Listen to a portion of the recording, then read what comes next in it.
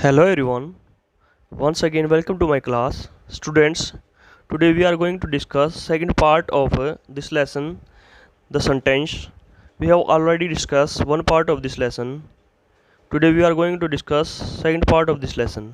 प्यारे बच्चों, जैसा कि आप सभी को पता है कि हमने ना जो सेंटेंस लेसन है आपका ग्रामर का फर्स्ट लेसन उसका हम एक पार्ट डिस्कस कर चुके हैं। आज सेकंड पार्ट डिस्कस करेंगे। लास्ट क्लास में हमने डिस्कस किया था कि भी सेंटेंस होता क्या है, सेंटेंस के काइंड, ठीक है ना बेटा, और सेंटेंस के पार्ट और सेंटेंस में क्या क्या फीचर होते हैं वो। आज हम क्या करेंगे, काइंड्स ऑफ सेंटेंस को डिस्कस करेंगे और इनकी डेफिनेशन के साथ। क्लियर है बेटा? भाई हमें ये इस बात का पता है। लेट्स स्टार्ट करते हैं इस लेसन को। There are 4 kinds of sentence. पहला क्या था, असर्टिव, और इसको डिक्लेरेटिव के नाम से भी जाना जाता है।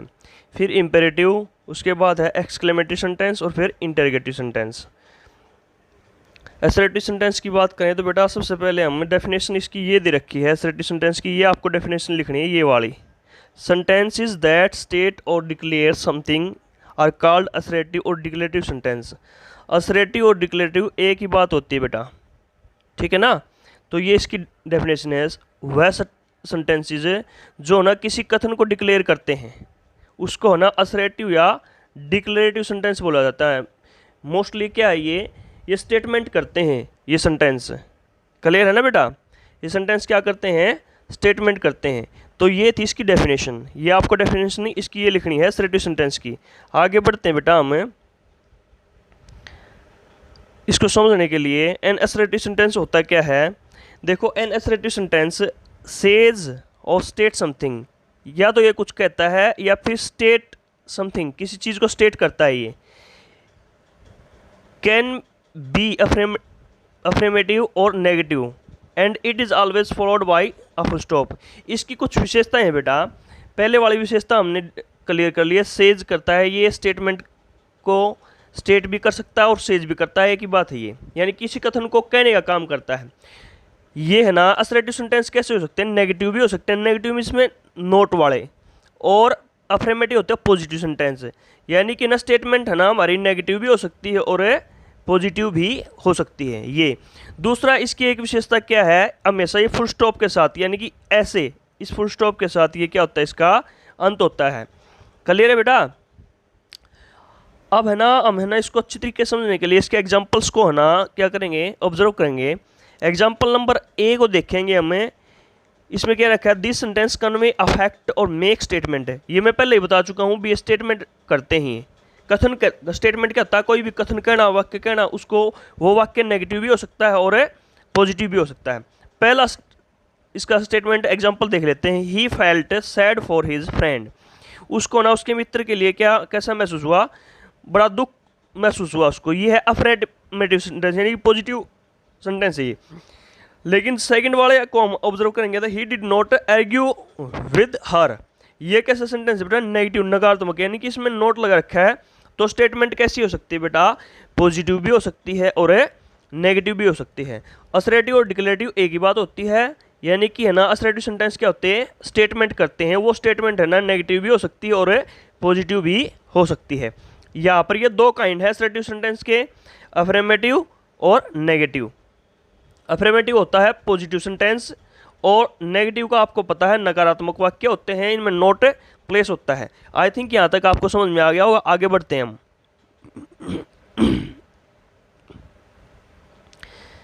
यहाँ पे कुछ दे रखा है इन्होंने, ये देख लेते हैं। इन गिवन एग्जाम्पल सेंटेंस 1, यानी कि ए जो हमने पहले अब डिस्कस किया ना बेटा, वो तो था अफर्मेटिव और मेकिंग पॉजिटिव स्टेटमेंट कर रहा है ये, यानी कि सकारात्मक स्टेटमेंट कर रहा है। बी जो था वो नेगेटिव था, ये नेगेटिव स्टेटमेंट कर रहा है। स्ट्रक्चर और नेगेटिव स्टेटमेंट सेंटेंस कैसे होता है बेटा, देखो पहले वाला है अफर्मेटिव सेंटेंस है, the boy has reached school. बी लड़का ना कहाँ पर पहुँच चुका है, स्कूल में पहुँच चुका है। अगर इसको हम नेगेटिव बनाना होगा ना बेटा, तो हमारी जो एक्सिलरी वर्ब नहीं है उसके ठीक बाद में क्या करेंगे, हमें नोट को प्लेस करेंगे, यानी कि तीसरे नंबर पर प्लेस करेंगे। देखो बॉय फर्स्ट, यानी कि द बॉय फर्स्ट, और सेकंड, और नोट कौन से नंबर पे आया है, तीसरे नंबर पे। तीसरे नंबर पर इसको हम प्लेस कर देंगे। यानी कि कहने का मतलब क्या है, हमारी जो एक्सिलरी वर्ब नहीं है, is, am, are, was, were, as, है, ओ, ये इनके बाद हम क्या करते हैं, नोट को लगाएंगे तो नेगेटिव सेंटेंस बन जाएगा। दूसरा फिर वाक्य देख लेते हैं उदाहरण के लिए, द लॉयन इज स्लीपिंग, जो शेर है क्या कर रहा है, वो सो रहा है, ये एफर्मेटिव सेंटेंस है। सेकंड पार्ट इसका नेगेटिव कैसे बनाएंगे, हमें जो एक्सिलरी वर्ब है उसके ठीक बाद में ना नोट को प्लेस करके हम क्या कर देंगे, नेगेटिव बना देंगे। The word not is added to the affirmative sentence to make negative. देखो यही बात उसने फिर बता दी है, भी नोट एडिट करना पड़ेगा अफर्मेटिव सेंटेंस के अंदर। और कहाँ पर ये ऐड करना पड़ेगा, the position of note depends on the verb, verb के ऊपर डिपेंड करती है, जो हमारी मुख्य क्रिया नहीं है, जैसे कि ये रीच्ड है हमारी वर्ब उसके अंदर, और ये स्लीपिंग है हमारी वर्ब, वर्ब पे डिपेंड करता है। Whether it is auxiliary be, have और सो ऑन, यानी कि बहुत सारी और भी एक्सिलरी वर्ब्स हो सकती है। मैंने जैसे बताया is, am, are, was, were, has, have, ये सारी क्या है, एक्सिलरी वर्ब्स हैं। तो ये डिपेंड किस पे करता है बेटा, वर्ब पे डिपेंड करता है। आगे बढ़ते हैं, सी जो इसका बेटा, reading the following sentence and tick the assertive declarative sentence. आपने क्या करना है, ये आपकी एक्सरसाइज के लिए बेटा, प्रैक्टिस के लिए, जो सी पार्ट है ना, इसमें आपने ये देखना है इसमें कौन सा तो है, क्या है, इसको जितने भी असर्टिव सेंटेंस नहीं है उनको वो करना है, टिक करना है।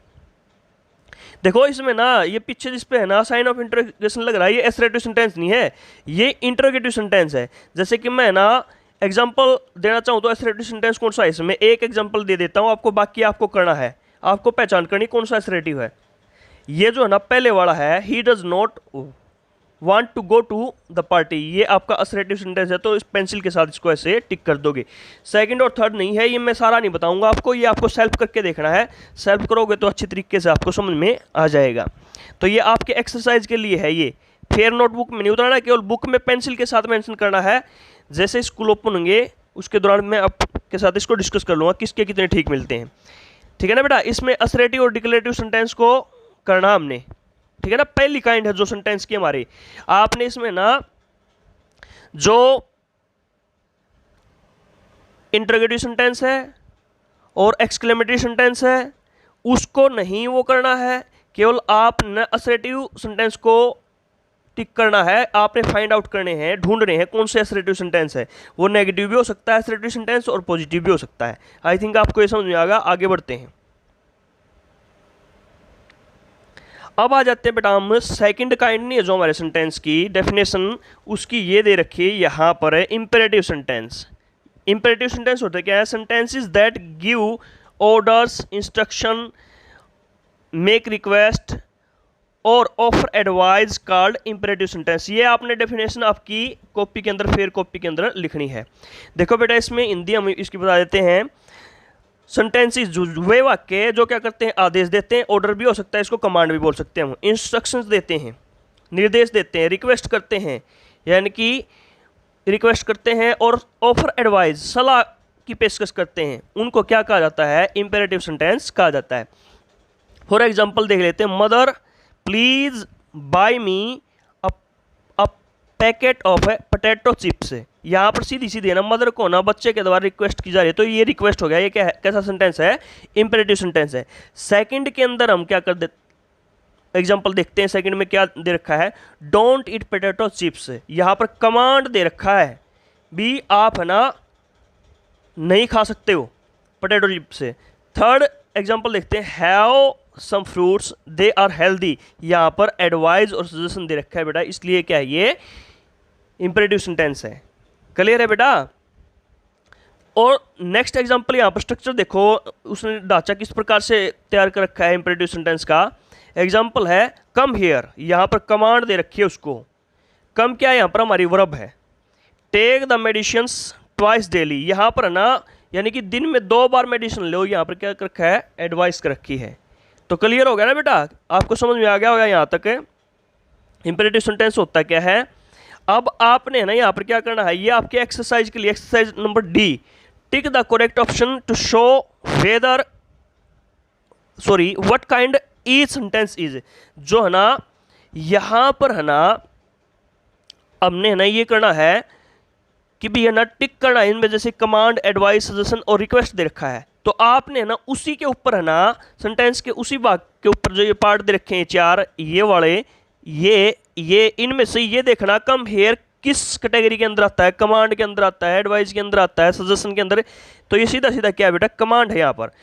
दूसरा क्या, प्लीज़ दे रखा है, प्लीज़ में क्या है बेटा, सीधा इसमें रिक्वेस्ट है। तो बाकी बचे हुए जो है ना 8 सेंटेंस है ना, इसको आपने ना अपनी अपनी जो बुक है ना पेंसिल के साथ टिक करना है बेटा, एक्सरसाइज के लिए। इसको फेयर कॉपी में नहीं करना है, केवल इसके अंदर जो है ना डेफिनेशंस वगैरह है ना, उसको आपको फिर नोटबुक में करना है।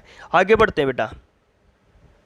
अब आ जाते हैं हमें इंटरोगेटिव। इंटरोगेटिव का आपको सभी को पता है, इंटरोगेटिव क्या करता है, आस्क्स क्वेश्चंस। क्या करता है बेटा, ये क्वेश्चंस पूछने का काम करता है। क्वेश्चंस भी है ना बेटा 2 तरीके से पूछे जाते हैं, एक तो WH फैमिली से वर्ब से, एक एक्सिलरी वर्ब से इज MR से, और दूसरा हमें ना जो मॉडल्स एक्सिलरी वर्ब नहीं है उसके साथ भी क्वेश्चंस कर सकते हैं हम। क्लियर है? तो इंटरोगेटिव सेंटेंस की डेफिनेशन ये है जो ब्लू के अंदर है, इसको आपने अपनी फिर नोटबुक के अंदर उतारना। Sentences that are used to ask questions are called interrogative sentences. जो वे वाक्य जिनका इस्तेमाल है ना, जिसके अंदर ना क्या किया जाता है, प्रश्न पूछने के लिए किया जाता है, उसको हम क्या कहते हैं, इंटरोगेटिव सेंटेंस कहते हैं, अर्थात प्रश्नवाचक वाक्य कहते हैं। मैंने पहले ही बताया बेटा 2 तरीके से क्वेश्चन किए जाते हैं, एक तो एक्सिलरी वर्ब से, एक WH फैमिली से। जो एक्सिलरी वर्ब से हम क्वेश्चन करेंगे ना बेटा, उसका है ना यस और नो में रिप्लाई किया जा सकता है।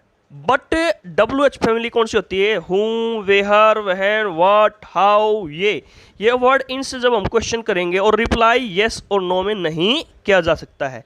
एग्जाम्पल हम देख लेंगे समझाने के लिए। देखो मैंने ये क्वेश्चन किया किसी से, आर यू मिसेस शर्मा, क्या आप मिसेस शर्मा हैं? तो वहाँ से वो रिप्लाई नो भी कर सकती है और यस भी कर सकती है, लेकिन अब मेरी रिप्लाई तो मिल रहा है ना बेटा, नेगेटिव में मिल रहा है और पॉजिटिव में मिल रहा है। हो सकता है वो नहीं है और हो सकता है हो भी, लेकिन वही अगर क्वेश्चन में है ना WH फैमिली से करो, what are you looking for, आप किस चीज़ को ढूंढ रहे हो, क्या चीज़ ढूंढ रहे हो, तो फिर मैं ये कह सकता हूँ यस यस, नो नो नहीं कह सकता ना, इससे कोई रिप्लाई नहीं मिल रहा बेटा। तो आपको ये समझ में आ गया होगा बेटा। अब रिमेंबर करने वाली बात क्या है, ध्यान देने वाली बात है, in an interrogative sentence we place the auxiliary verb before the subject.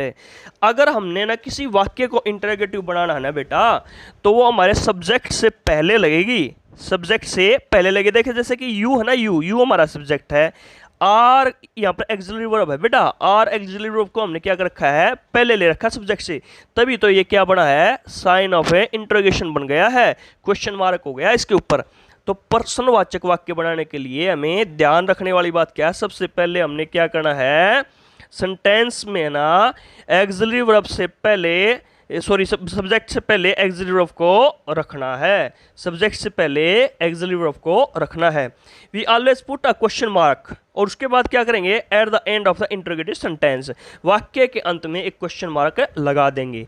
I think आपको ये भी समझ में आ गया होगा। आगे बढ़ते हैं हम।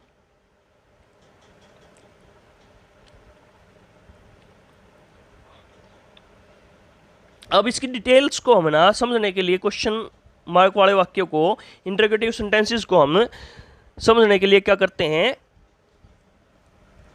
इसकी डिटेल्स को वो करेंगे, डिस्कस करेंगे बेटा। दे हैव बॉट स्वीट्स, वो क्या कर चुके हैं, स्वीट्स खरीद चुके हैं।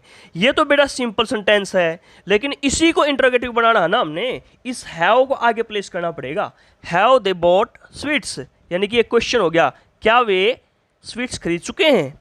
तो एक्सिलरी वर्ब को किस कहाँ पर रखा हमने, सब्जेक्ट से ठीक है आगे कर रखा है बेटा, ये हमारा क्या हो जाएगा, इंटरोगेटिव सेंटेंस हो जाएगा। आई थिंक है ना आपको समझ में आ गया होगा, ये इतना ही पर्याप्त है। आगे बढ़ते हैं हम। यहाँ पर और एक इंपॉर्टेंट बात बता रखी है, एक्सिलरी वर्ब्स होती है बेटा, देखो is, am are, do, does, have, has, can, was, were, had, which helps other verb to form tenses and voices। यानी कि ये है ना जो दूसरी वर्ब का ना क्या करने में मदद करते हैं, बनाने में मदद करते हैं, ये एक्सिलरी वर्ब्स होते हैं। एक्सिलरी वर्ब्स होता है बेटा, इसको हेल्पिंग वर्ब के नाम से जानते हैं, ठीक है ना। तो क्लियर हो गया होगा बेटा। द अबव सेंटेंस, देखो ये व्हाट वाला सेंटेंस है, what are you looking for, इसके बारे में हमें थोड़ा डिस्कस करते हैं। The above sentence is an example of WH question. These questions can not be answered in yes और नो। ये बात मैं पहले ही बता चुका हूँ बेटा, WH फैमिली के जो क्वेश्चंस को ना हम येस और नो के अंदर हम नहीं कर सकते हैं रिप्लाई। देखो बेटा, इंटरोगेटिव सेंटेंसेस के अंदर ना इंटरोगेटिव प्रोनाउन होते हैं कौन कौन से, जैसे कि who, whom, whose are used to ask question. इनका इस्तेमाल भी क्या करने के लिए किया जाता है, प्रश्न पूछने के लिए। These are only for pronoun persons. इनका प्रयोग केवल ना व्यक्तियों के लिए प्रयोग किया जाता है, न कि वस्तु के लिए।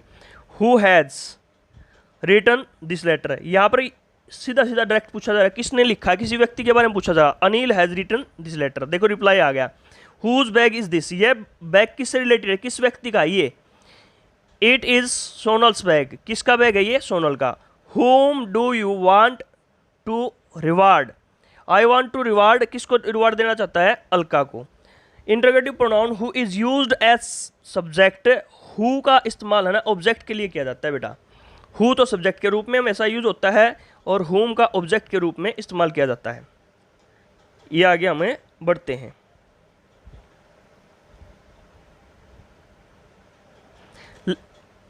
अब इसके अंदर बता रखा कुछ इंपॉर्टेंट बात और दे रखी हैं। What and which are also interrogative pronoun. What और विच भी है ना ये इंटरोगेटिव प्रोनाउन है। They can be used both pronouns and things, sorry persons और थिंग्स।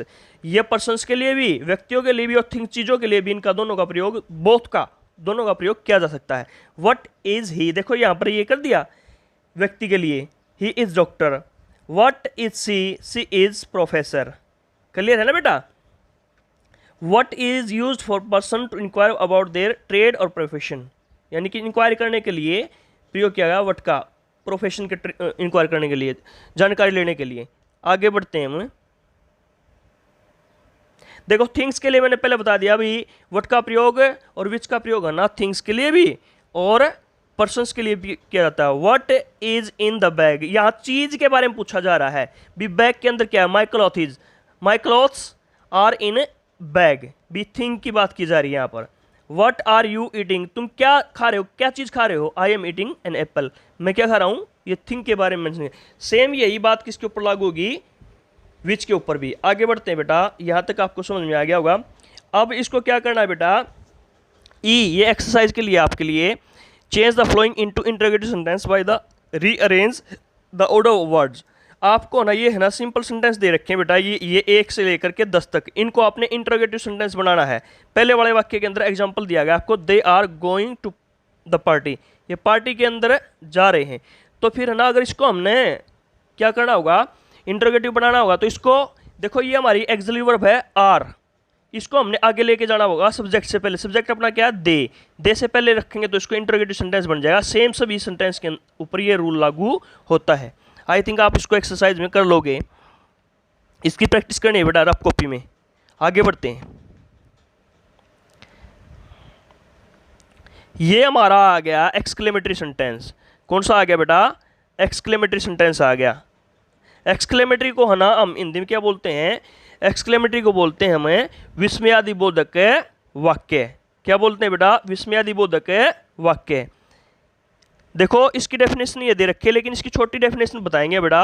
वैसे इसको पढ़ लेते हैं पहले। Exclamatory sentences help us communicate strong feelings और surprise, admiration, appreciation, wonder and shock. यानी कि जो एक्सक्लेमेटरी सेंटेंस होते हैं ना हमें क्या करते हैं, हेल्प करते हैं कम्युनिकेट स्ट्रॉन्ग फीलिंग्स, यानी कि स्ट्रॉन्ग फीलिंग नहीं होते हमारे अंदर, उनको फीलिंग्स ऑफ सरप्राइज, सरप्राइज की जो फीलिंग है, अचंभे का भाव है, एडमिरेशन का भाव है यानी कि किसी प्रशंसा करनी है, एप्रिशिएशन किसी को प्रोत्साहन देना है, वंडर अचंबा दिखाना, शौक एकदम से हैरानी के भाव को दिखाना है। सीधा सीधा कहने का भाव क्या है बेटा, भी है ना। इसको डेफिनेशन को जो मैं बोल रहा हूँ ना, इसको अपनी कॉपी में उतारना, आपको इसको नहीं उतारना, ये थोड़ी लंबी हो जाएगी आपको। क्या डेफिनेशन देंगे हमें, an exclamatory sentence is the sentence which shows some sudden feeling और इमोशंस। दोबारा से फिर बोल रहा हूँ बेटा, an exclamatory sentence is a sentence which shows some sudden feeling और emotions is called exclamatory sentence. तो ये बेटा इसमें है ना क्या होता है, इसका साइन होता है जैसे कि एक डंडा और नीचे बिंदु होती है, उसको एक्सक्लेमेटरी सेंटेंस का साइन बोलते हैं। अब हम कुछ एग्जाम्पल दे रखे हैं, उसको हमें पढ़ लेंगे। What a beautiful baby he is. देखो इसमें क्या करना होता है बेटा, व्हाट और हाउ वगैरह इत्यादि से, या फिर इसके कुछ ना स्पेसिफिक वो होते हैं, इसके सिंबल्स होते हैं कुछ, जैसे कि ओहो, हुर्रा, आहा, इस तरह के है ना कुछ वो होते हैं, उनसे भी हमें इसको एक्सक्लेमेशन का भाव दिखा सकते हैं। वो रेग्रेट का भी हो सकता है, हैप्पी का भी हो सकता है, वाव का भी हो सकता है, सरप्राइज का भी हो सकता है। तो बेटा वो हम वाक्य को डिपेंड करता है, वाक्य को देखने के ऊपर है, देखते ही हम समझ सकते हैं उसको भी किस चीज़ का भाव है इसमें। जैसे कि how wonderful the painting is, यहाँ पर सरप्राइज का भाव है, देखो कितनी भी वंडरफुल पेंटिंग है ये। What a beautiful baby he is, कितना यहाँ पर भी देखो सरप्राइज का भाव दिखाई दे रहा है भी, कितना प्यारा बच्चा है। तो बेटा इसका स्ट्रक्चर क्या होता है ये देखो, an exclamatory sentence begins with what और हाउ। ये तो होता है व्हाट और हाउ से प्रारंभ होते हैं, जरूरी नहीं है बेटा ओ से भी, हुर्रा से भी, इससे भी हो सकता है, ये सेंटेंस के भाव के अनुरूप। It is followed the exclamation mark. Exclamation mark मैंने बता रखा है, वन एक डंडा और नीचे बिंदु होते हैं, ये एक्सक्लेमेशन क्या होता है, साइन होता है। क्लियर है ना। For emphasis the word order is Altered in the exclamation sentence. यहाँ पर एग्जाम्पल देख लेते हैं बेटा, he is a beautiful baby, assertive sentence with normal word order. ये तो ऑर्डर हो गया, लेकिन है ना इसको हम है ना एक्सक्लेमेशन बनाएंगे ना व्हाट और हाउ से हम इसको बना सकते हैं। क्लियर है, आगे बढ़ते हैं बेटा। देखो सेम उसका ही बना रखा है, जैसे कि व्हाट और हाउ का मैंने बताया ना। अभी देखो अबाउट सेंटेंस को, जो ऊपर वाला सेंटेंस है ना, उसको हम एक्सक्लेमेटरी कैसे बना सकते हैं, व्हाट और हाउ से, लेकिन ये व्हाट से बन रहा है, what a beautiful baby he is. देखो यहाँ पर देखा he is a beautiful baby, तो हम क्या करेंगे, what a beautiful baby he is. तो इसको क्या करेंगे, सब्जेक्ट और जो हमारी हेल्पिंग वर्ब होती है ना, वो वाक्य के सेंटेंस के अंत में चली जाती है एक्सक्लेमेटरी सेंटेंस बनाते हुए। इस बात का हमेशा ध्यान रखना है, किसको, सब्जेक्ट और हमारी जो हेल्पिंग वर्ब जो भी होगी ना वो लास्ट में चले जाएंगे। देखो exclamatory sentence with a different word order, यानी कि ऑर्डर डिफरेंट हो जाएगा इसमें। सब्जेक्ट देखो पहले वाला सेंटेंस में, असर्टिव सेंटेंस में तो क्या था, सब्जेक्ट और हेल्पिंग वर्ब हमारी पहले थी, लेकिन है ना एक्सक्लेमेटरी सेंटेंस के अंदर ये क्या चले जाएंगे, सब्जेक्ट और हेल्पिंग वर्ब हमारी लास्ट में चले जाएंगे। तो ये था आपका, यहाँ तक हम डिस्कस करेंगे बेटा। हमने 4 डेफिनेशंस आपको बताई हैं और प्रैक्टिस के लिए कुछ वो करे हैं, आपको इसको फिर नोटबुक में उतार लेना है, और जो प्रैक्टिस आपकी उसको बुक में या रफ कॉपी में आपको करनी है। ठीक है ना बेटा, यहीं तक हम डिस्कस करेंगे। आई थिंक आपको ये लेसन समझ में आ गया और लेसन आपका कंप्लीट हो गया। Thank you and have a nice